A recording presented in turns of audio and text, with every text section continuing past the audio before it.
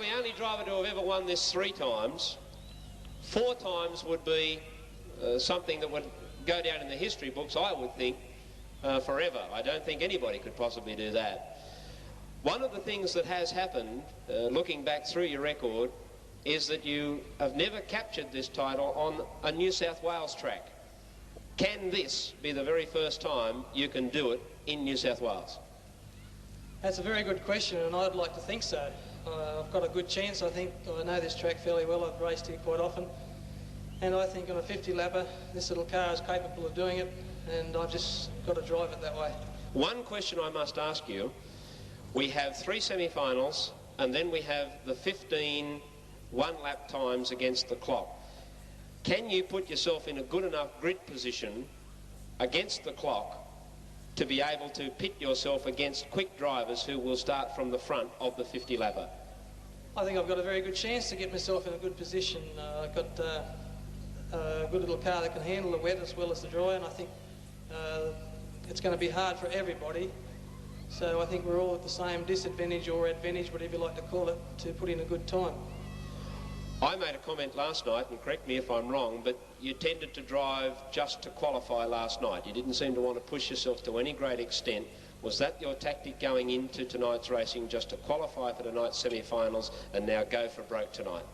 Yes, that's dead right. I had nothing to prove last night. I was just out there to qualify and do it the best way I could.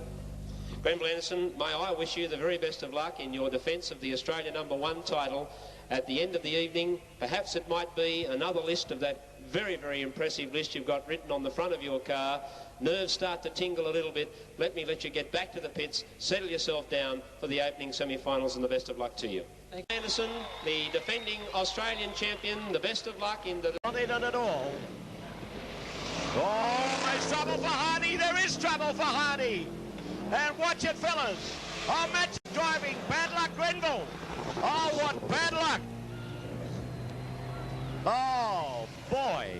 In real West Australian, that's bloody bad luck. I sincerely hope that Grenville Anderson is okay.